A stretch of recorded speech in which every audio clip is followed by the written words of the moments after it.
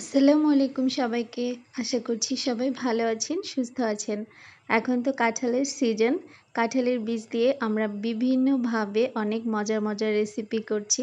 তো আমি আজকে আপনাদের সাথে শেয়ার করব খুব ইজি একটা রেসিপি, কিন্তু খেতে খুবই মজার। এজন্য আমি এখানে 250 গ্রামের মতো কাঁঠালের বীজ খোসা ছাড়িয়ে একটু লম্বা সাইজের করে কেটে নিয়েছি। লাল অংশটা আমি ফেলে দেইনি, কারণ এটার জন্য কোনো প্রবলেম হয় না।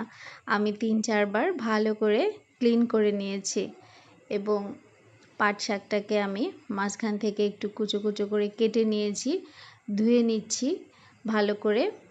চুলায় আমি একটা ফ্রাই প্যান বসিয়েছি। গরম হলে এতে দিয়ে দিব 2 টেবিল চামচ পরিমাণ সয়াবিন তেল। কিছু পেঁয়াজ কুচি করে রেখেছিলাম, দিয়ে দিচ্ছি। কিছু পেঁয়াজ কুচি একটু ভেজে নরম করে নিব। পেঁয়াজটা একটু নরম হওয়ার পর আমি যে কাঁঠালের বীজগুলো ধুয়ে রেখেছিলাম সেগুলো দিয়ে দিচ্ছি।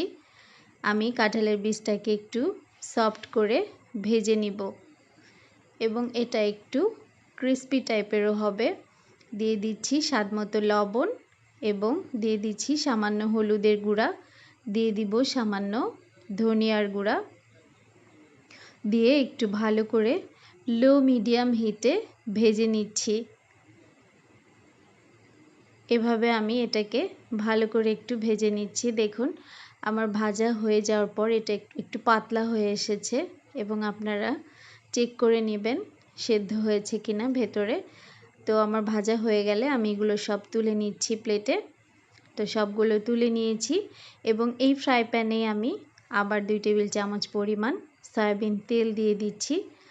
দিয়ে দিচ্ছি 4টা পেঁয়াজ কুচি। পেঁয়াজটাকে আমি একটু ভেজে নিব এবং এর মধ্যে দিয়ে দিচ্ছি একটা রসুন কুচি, আস্ত রসুন। দিয়ে দিচ্ছি সামান্য লবণ, দিয়ে আবার একটু সফট করে ভেজে নিচ্ছি। দিয়ে দিব কয়েকটা মরিচ ফালি, দিয়ে আবার একটু নেড়ে নিচ্ছি। এই পর্যায়ে আমি দিয়ে দিব ধুয়ে রাখা শাকগুলো। শাকগুলো আমি বেশ কিছুক্ষণ স্ট্রেনারে ঝরনি দিয়ে রেখেছিলাম। শাকে পানি থাকলে কিন্তু অতিরিক্ত পানি উঠে আসলে ভালো লাগবে না, এজন্য আগে থেকে একটু ঝরিয়ে নিতে হবে যেন পানি না থাকে। তো দেখুন এভাবে আমি শাকটাকে ভেজে নিচ্ছি। একদম পানি যখন শুকিয়ে আসবে এই পর্যায়ে আমি কাঁঠালের যে ভেজে রাখা বীজগুলো সেগুলো দিয়ে দিচ্ছি। দিয়ে আমি আবার ভালো করে সব একসাথে মিক্স করে একটু লো মিডিয়াম হিটে ভেজে নিচ্ছি। আমার এটা কিন্তু একদম রেডি হয়ে গেছে। তো এই পর্যায়ে আমি এটা চুলা থেকে নামিয়ে ফেলছি। একটা সার্ভিং প্লেটে নিয়ে নিয়েছি। দেখুন দেখতে কিন্তু বেশ সুন্দর হয়েছে, দেখেই বোঝা যাচ্ছে এটা খেতেও অনেক ভালো হবে এবং এটা গরম ভাতের সাথে খেতে অনেক মজা। আমি এর আগেও একবার করেছিলাম। যারা আমার ভিডিওটি দেখেছেন তাদের সবাইকে অনেক ধন্যবাদ। যদি ভালো লাগে প্লিজ আমার চ্যানেলটি সাবস্ক্রাইব করে পাশে থাকবেন। সবাই অনেক ভালো থাকবেন। আল্লাহ হাফেজ।